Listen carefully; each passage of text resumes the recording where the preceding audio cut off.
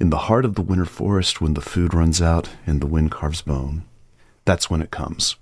It walks on frozen limbs and smells of ash and ice. It never stops being hungry.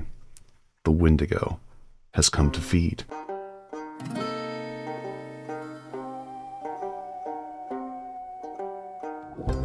Among the Algonquian-speaking peoples, winter was not faced alone. When the snow came deep and the hunting grew thin, families shared what little they had. A rabbit caught by one family fed 3. A single deer was divided among many lodges. You carried your neighbor through the hungry moon because one day they would carry you. The stories told around the winter fires weren't just entertainment. They were law, reminders of what kept the community whole. How to share, how to endure, how to remain human when the cold pressed in and stomachs ached with emptiness. And the worst story, the one that chilled even the bravest, was about what happened when someone broke that law. The Wendigo, a curse that comes when a person gives into forbidden hunger. It knows when someone is thinking those dark thoughts.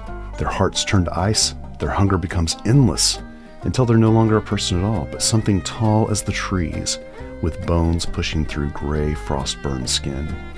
Always starving, always hunting, never satisfied. In 1910, Algernon Blackwood wrote of 2 men camped deep in the Canadian wilderness, a young Scotsman named Simpson and his guide, a French-Canadian named Defago. They'd been hunting for days when Defago grew strange. He stopped mid-sentence to sniff the air. He'd peer into the dark between the trees. When Simpson asked what was wrong, the guide only whispered one word: Wendigo. That night, Simpson woke to the sound of weeping. Defago was crying in his sleep, curled tight against some invisible terror at the tent door. Before Simpson could speak, a voice came from outside, from above, a roaring cry that somehow knew the guide's name. Defago. Defago's eyes snapped open.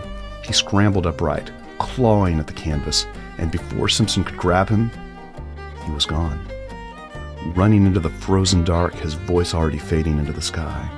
Oh, my feet of fire, my burning feet of fire, this height and fiery speed.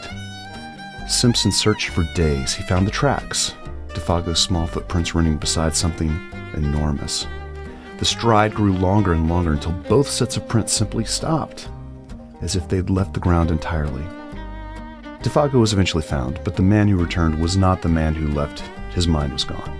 His feet were frozen black, and he could only whisper, "I've seen the great Wendigo thing. I've been with it too." The Wendigo is greed given form, consumption without limit, selfishness that devours community. The elders knew once you cross that line, there's no coming back. Once you put yourself before others, once you consume what should never be consumed, the transformation begins. The monster isn't out there in the forest. It's the choice you make when no one is watching, when you're cold and starving alone. So if winter grows long and hunger sets in, listen for the cracking ice and beware the hunger that walks.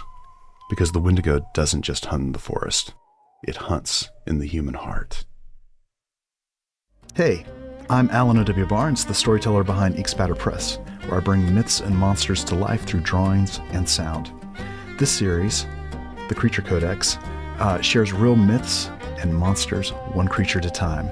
We'll have new Creature Codex episodes each month and original stories coming soon. Subscribe and snag a print at inkspatterpress.com. The music in all of these episodes is by my folk duet, Blackberry Banshee. If you want to hear the music without the talking, you can check that out on the Blackberry Banshee channel.